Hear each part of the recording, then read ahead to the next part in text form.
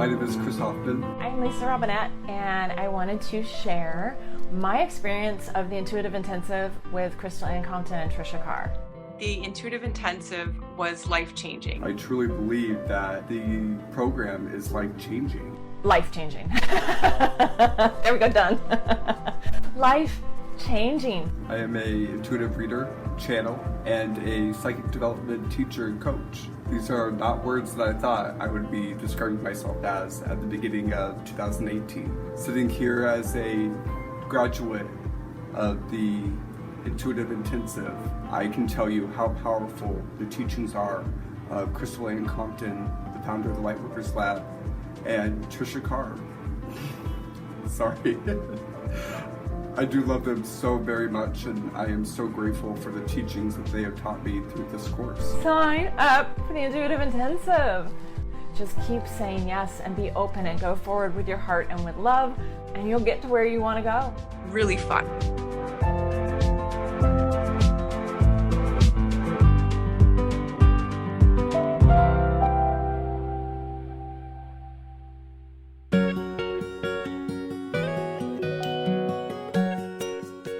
Hey everyone, it's Tricia Carr. Welcome to a mini episode of Charmed Life. And this is another installment in my series of the Metaphysics in the Bible, the Metaphysics of the Bible. And, you know, I haven't posted one of these. I haven't done one of these in probably a couple of weeks now.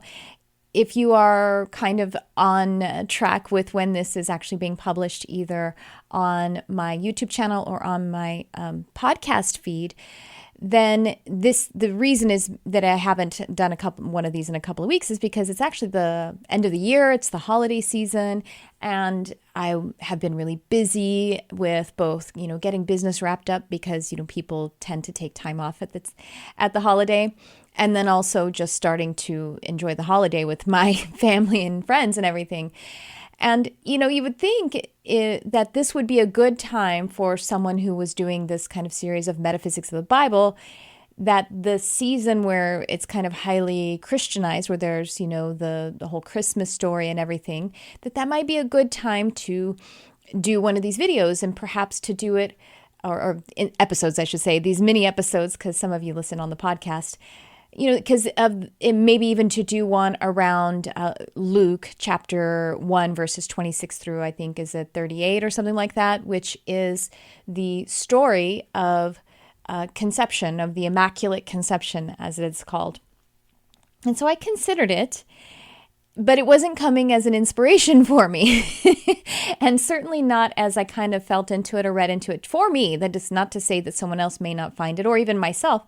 I may find that inspiration and find some kind of metaphysical interest at another time. But just like right now, it wasn't kind of striking me as having some kind of, spark for me right now as it concerns looking at this literature of the Bible from a metaphysical lens or even a mystical lens. Now, I will say that from the sort of mystical lens, that the virgin birth and just the mother and child deity is something that exists in other spiritual practices, other constructs, and even in antiquity.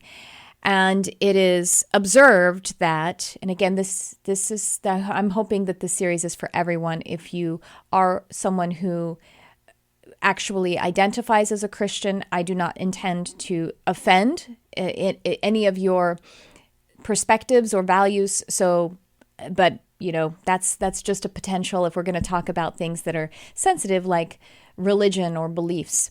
This is actually just a sposen. This is meant to be philosophical and inspired. And again, the very right up front, I am utilizing the lenses of metaphysical philosophy and mystical artistry. So if you're looking for strict evangelical Christian religious perspective, that's not here. I might use that as inspiration, but I'm being very fluid here. Having said that, again, let me just say that the talking historically speaking, about the Emperor Constantine. Now, the Emperor Constantine this is all from memory again. I haven't done research. I did research before when I was, really studying this stuff. Anyway, the Emperor Constantine, I believe, was in power in the Roman Empire around 300 BC. And again, it's not about the facts. I didn't choose to look this up before. But anyway, let's just say it's around 300 BC. Emperor Constantine essentially chose to Christianize the existing religion, which revolved around sun god, sun worship, and like a religion that had to do with the sun.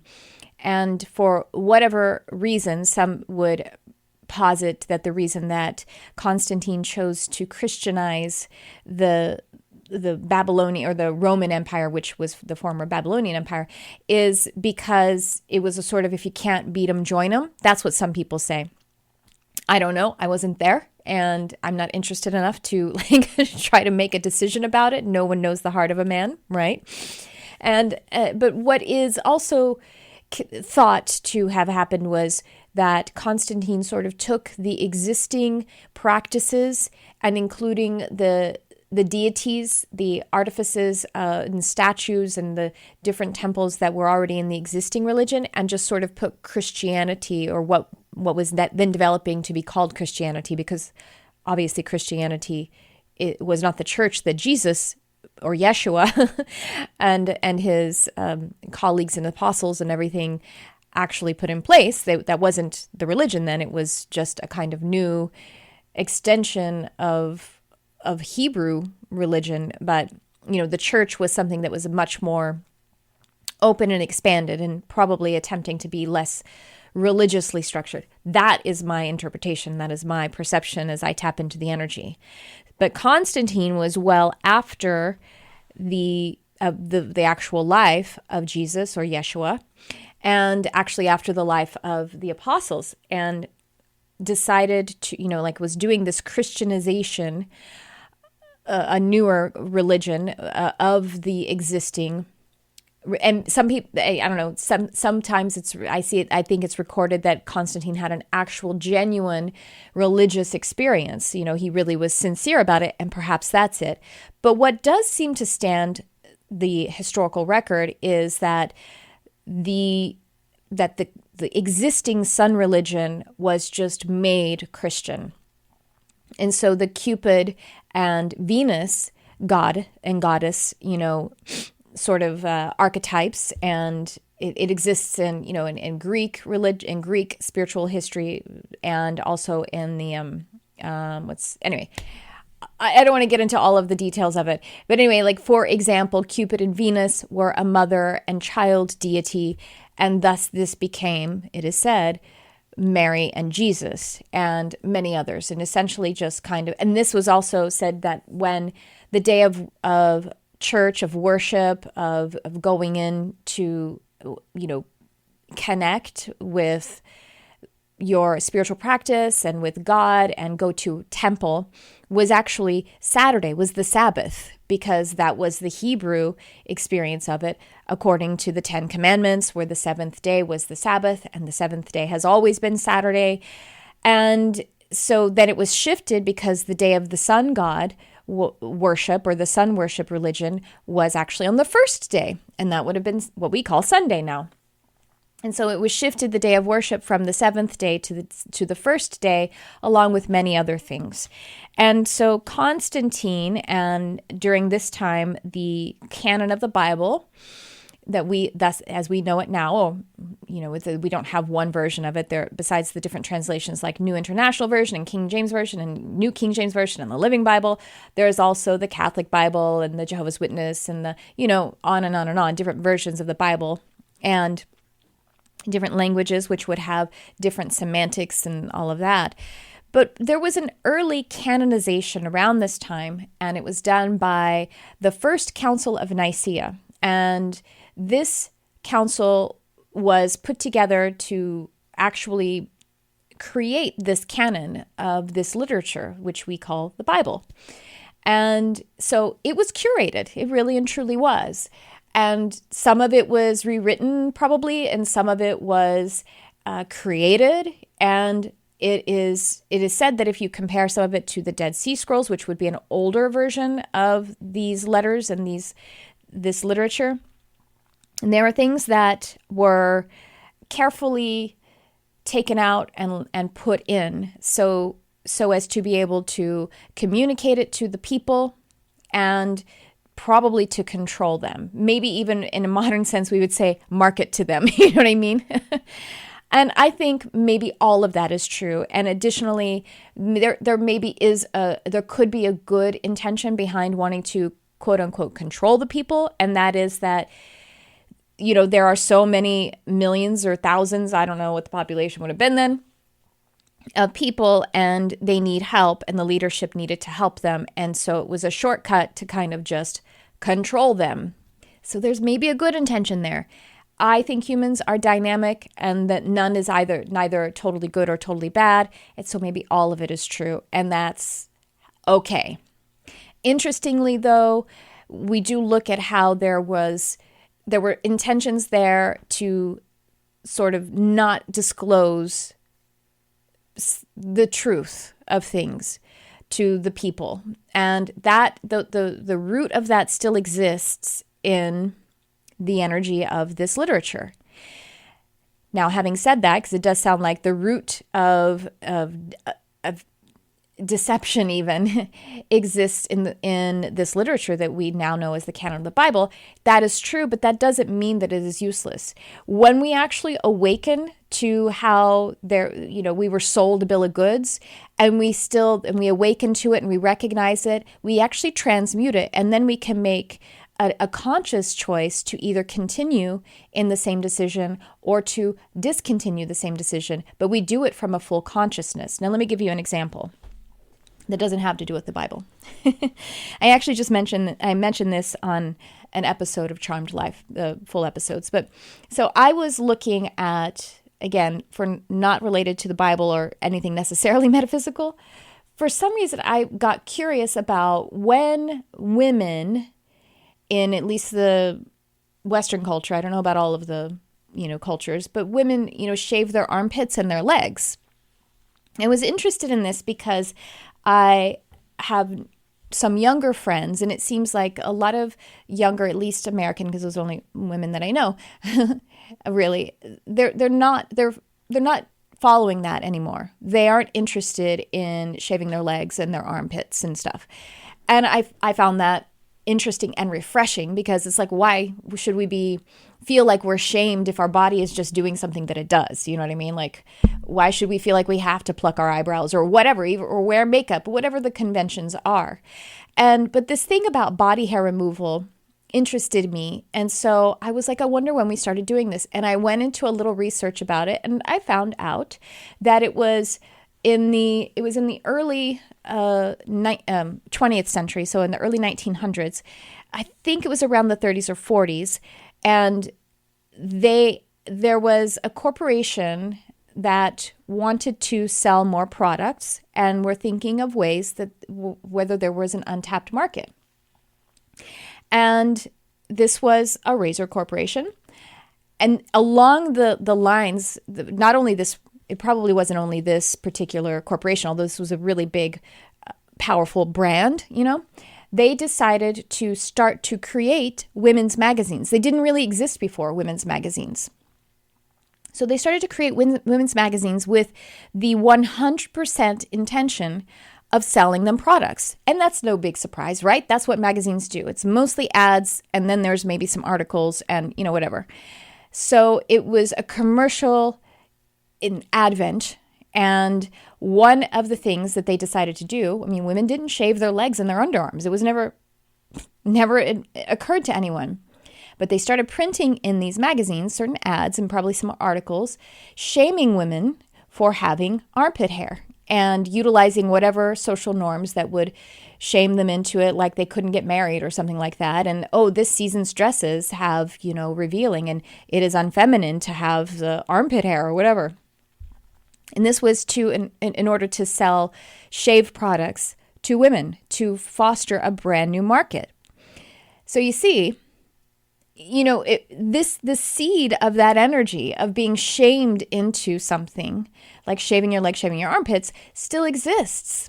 And it's totally okay, though, to either shave or not shave your armpits. It really and truly is. It just depends on why you're doing it. If you feel shamed into it, then that's not going to serve you in the highest.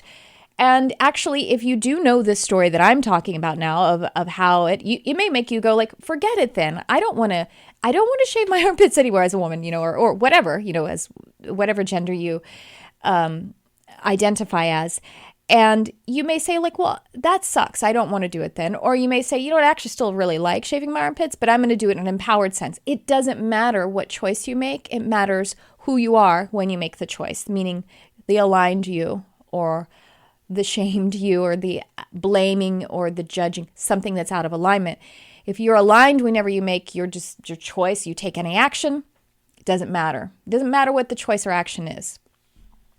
Obviously within a threshold. No, it's not true. I was going to say, because some people skeptical, they go, oh, really? So I could murder someone and if I felt good about it, it's cool. You know what? You may actually sometime need to make the choice to end another life so you could protect someone else's. That's just a truth. But that is obviously an extreme example and we don't need to be in that mindset right now. We're talking about normal human day-to-day stuff.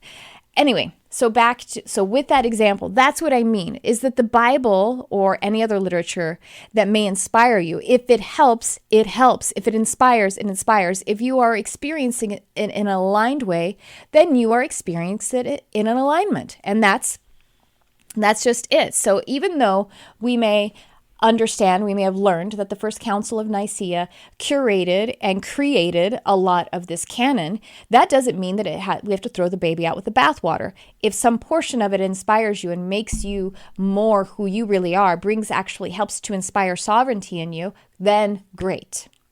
Even though some other people may have sort of created it under some guise of really trying to deceive people. But if we can uncover that, then we get to welcome the energy of truth back to us. Now, that long speech is to say that that's kind of the reason why I didn't feel inspired to look at Luke chapter 1, verse 26 and so on. Because the story of the Immaculate Conception, as I read it, it just kind of falls flat for me. I'm sorry, just to speak it bluntly. And it's when, Mary is visited by Archangel Gabriel. I love me some Archangel Gabriel. I love the archangels. And says, you are favored and you're going to conceive a child. And she says, how can I conceive a child when I am a virgin? That's what it says in the New International Version. And I don't know. It's just all kind of falling a little bit like, I don't know. I'm wondering if this was a part that was kind of curated. You know what I mean? Like, it just seems a little bit out of place with some of the other work the other writing that I do find inspiring in this piece of literature. Now, your mileage may vary. You may be completely inspired by it. I'm not here to argue, but sometimes that's where we wind up with things. And I'll be frank, when I was in Christian religion and really and truly was pretty fundamental and believed and embraced all of it, that part to me, it still kind of fell flat. I like the idea of the angel visiting a person. But just the rest of it, I just couldn't find any real interest in it. So that's why I'm not really going over it. I'm not finding an interesting way, an angle that's metaphysical or mystical. Let's leave it at that. So something I will talk about today, just to give you something that is truly, for me, an inspired metaphysical and mystical experience in the Bible, is Isaiah chapter 6, verse 8. Now, this is couched in a long explanation of what is happening here. This is such a simple verse that I find so powerful. And so it goes, "Then I heard the voice of the Lord saying, 'Whom shall I send? And who will go for us?' And I said, 'Here I am, send me.' Here I am, send me." And so I feel this very short verse here. Here I am, send me. Here I am is presence. Presence. And so in order to send me, and so in order to be in the co-creative experience, to be a journeyer, you have to be present. You have to be in your I am energy. Your I am energy is the I am. And the I am is the one energy of the universe. And so coming deeply present and speaking to God or to the universe. And when I say God, I mean the collective, the one energy that is in and through and for all of us. All of us, plant, animal, human. Humans are plants and animals, by the way. But anyway, that I am energy, that is the God energy. That is the universal energy, source energy. That I am is what you are connected with in order to be send me, in order to be on your path, in order to leave the place of pure potential, of pure soul energy, to cooperate with other individuated experiences, seemingly autonomous experiences of the one energy, and to come to a coalescent experience with these, to create, in that soul group experience, create the multidimensional consciousness, create the intentions of a journey, and then to dispatch that so that it then connects with the energy of the earth and then makes from the elements of physical form, and to be an incarnated journeyer. You must be fundamentally in the eternal now in each moment. Anytime that we separate from the eternal now, then we have limited ourselves and we actually cease the creation process. We pull back from it. We don't immediately die and we don't immediately poof, stop being something, but we do ebb our energy from the co-creative or the creating in the creator small c energy. And so it is, here I am, God, as God, with God, for God, through God, with the energy of the one I am, fully connected to it. Here I am, send me. And so this meditation, this mantra, this reprogramming of the mind that we can do in any single moment is a true rebirth. And so talk about new birth. Talk about the Messiah energy. Talk about saving the Savior of the world. You become one with the earth energy, the one energy, the I am energy, the whole energy, and then you are the Savior with the world, with the universe. That to me is inspiring. And that's way back in Isaiah. Way back in Isaiah. And so here I am. And I thank you for allowing me to be in your ears or in your eyes, because you are in mine. And our hearts are one. We connect here, right now, and we co-create. And we are the energy, the expression of what makes God energy anything at all. We are the expansion together. We are the creation together. Because it's only together that we can be the one I am energy. And so here I am. Send me. Thank you so much for connecting to this mini episode, The Metaphysics of the Bible. I'll catch you on the next one. Thanks for tuning in. I love you, whoever you are.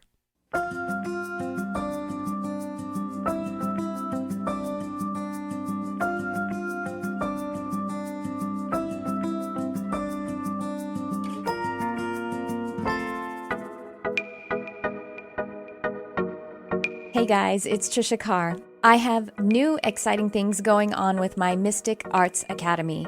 You can now subscribe to receive all of the live monthly content for about a third of the investment of a single class. Included are at least one downloadable guided meditation per month, 2 live events ranging from classes, channeled messages, group readings, intuitive development guidance, Q&A sessions, and tons of community. You'll also have access to a private Facebook community for fellowship and support, and this space is kept super sacred and high vibrational. Your subscription gives you access to the whole library of classes and live events, which are on a vast array of topics. All events are offered online by Zoom video call, and many are also offered live in person at my studio here in Los Angeles. Subscribing to the Mystic Arts Academy is also a way for you to support the Charmed Life podcast and engage on a deeper level. I'm offering the subscription at a super low rate of $22 a month. Joining now locks in this rate for as long as you're subscribed. Click on the description of this episode or go to my website, triciacarcharm.com, and click on Mystic Arts Academy. I look forward to connecting.